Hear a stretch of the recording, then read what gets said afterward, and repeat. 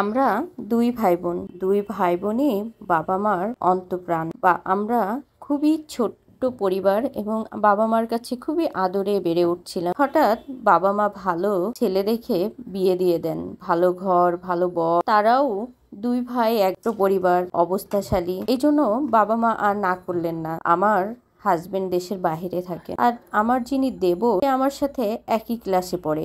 আর ননদটার বিয়ে হয়ে শ্বশুরবাড়িতে থাকেন। এসএসসি পাশ করে বিয়ে হয়ে যায়। আমার শ্বশুরবাড়ির লোকজন চায়নি আমি আর পড়াশোনা করি। এটা নিয়ে আমিও আর বাড়াবাড়ি করিনি, পড়াশোনা বাদ দিয়ে দেই। কারণ আমার স্বামী দেশের বাহিরে থাকতেন। আমি দেখতে শুনতে ভালো বলে এই বাড়ির বউ হতে পেরেছি। আমার হাজবেন্ড দেশের বাইরে থেকে 6 মাসের ছুটি নিয়ে দেশে আসে।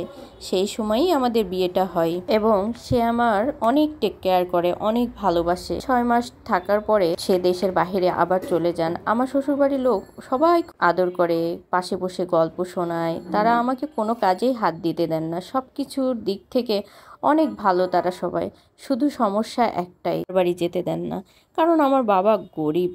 এই জন্য আমি দেখতে সুন্দর বলেই তার ছেলের সাথে শুধুমাত্র বিয়ে দিয়েছেন। বাবার বাড়িতে যাওয়ার কথা বললেই তাদের অনেক মন খারাপ হয়ে যায়। এই জন্য আমিও আর তাদের ভালোবাসা পেয়ে তেমন বাবার বাড়িতে যেতে চাই না। আমার বিয়ের 2 মাসের মধ্যেই আমি কনসিভ করি।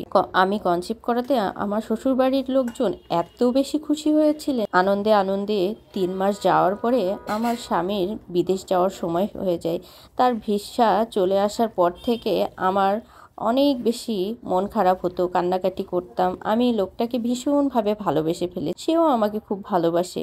কিন্তু কিছু করার নাই, তার আমাকে এই অবস্থায় রেখে যাওয়া ছাড়া কোনো উপায় ছিল না। কিন্তু যেতে তো হবেই।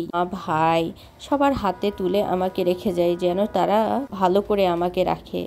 দেখতে দেখতে সেই দিনটা চলে আসলো। আমার জামাই আমাকে রেখে দেশে চলে গেলেন।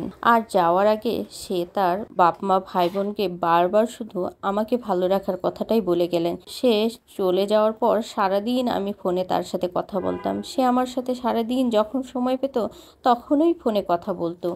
আমি কি খেলাম, কি করলাম সারাদিন যাবতীয় খোঁজ খবর সে রাখতো। এভাবে কেটে গেল আমার পুরো 10 মাস প্রেগনেন্সির সময়টা। এই সময় আমার শ্বশুর শাশুড়ি বাবার বাড়িতে আমাকে যেতে দেয়নি, যেন আমার কোনো দিক থেকে কষ্ট না হয়। তো এরপর আমার ফুটফুটে একটা ছেলে সন্তান আসে পৃথিবীতে। সে বিদেশ থেকে শুনে অনেক খুশি। ছেলেকে একটু হাত দিয়ে ছুঁতে পারিনি, আদর করতে পারিনি, তার মনেও ভীষণ কষ্ট হচ্ছিল। এভাবে একটা বছর আমাদের জীবন থেকে চলে যায়। আমার স্বামী আবার 1 বছর পরে বাড়িতে আসার জন্য প্রস্তুতি নেন। সে আমার জন্য গহনা, শাড়ি, জুতা, ব্যাগ অনেক কিছু কেনাকাটা করে। ছেলের জন্য চেন, মুখ দিয়ে যেটা যা বলবে সবার জন্য শপিং করে রেডি হন। এদিকে আমিও তার জন্য চিন্তায় বিভোর, কখন সে আসবে, আবার কখন সে ফিরে আসবে। আমাদের আবার আনন্দের হাসি খুশির দিনগুলো শুরু হবে। একদিন হঠাৎ তার ফোন পেয়ে আমার গলা বন্ধ হয়ে যায়। সারাদিন তার সাথে কোনো যোগাযোগ করতে পারিনি, কথা হয়নি। এরপর আমি আমার বাড়ির সবাইকে জানাই, যে চেষ্টা করে যোগাযোগ করার, কিন্তু কোনো লাভ হয় না। এভাবে পুরো 1 দিন 1 রাত চলে যায়। অনেক টেনশন হচ্ছিল বরের জন্য।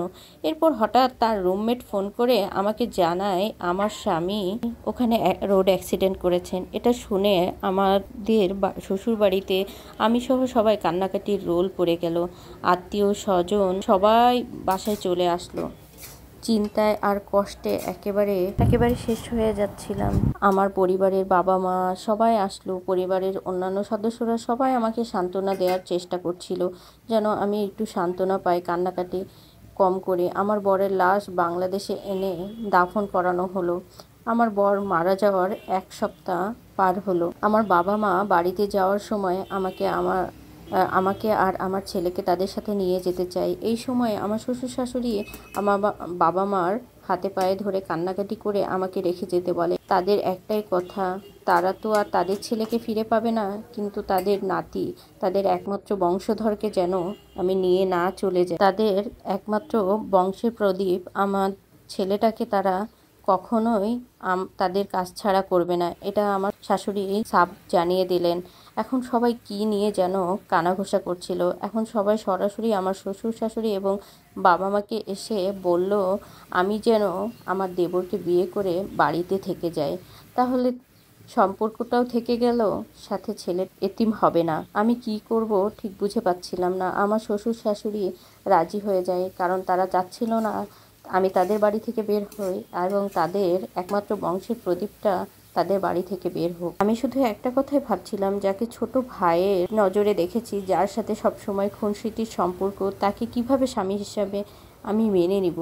আমার শ্বশুর শাশুড়ি এবং অন্যান্য সবার জোরাজুরিতে দেবরকে খুব করে বোঝানো হলো, দেবরও রাজি হয়ে গেল। আমি কি করব ভেবে পাচ্ছিলাম না। শুধু একটা কথাই বারবার মনে হচ্ছিল যে আমার শাশুড়ি শ্বশুর তারা আমাকে এত ভালোবাসা দিয়ে, আর আমার ছেলেটাকে নিয়ে আমি কোথায় যাব, এই কথা বারবার মাথায় ঘুরপাক খাচ্ছিল। বারবার চিন্তা করার পর তার কথাতে আমি সম্মতি জানালাম। আমার দেবরের সাথে আমার বিয়ে দেওয়া হলো। আমার ছেলের কথা চিন্তা করে আমার দেবরকে বিয়ে করতে বাধ্য হলাম। এভাবেই এক বোন তার জীবনের গল্পগুলি শেয়ার করছিলেন। যদি আপনাদের কাছে এই গল্পটি ভালো লেগে থাকে, লাইক কমেন্ট শেয়ার করতে ভুলবেন না। ভালো থাকবেন সবাই। আল্লাহ হাফেজ।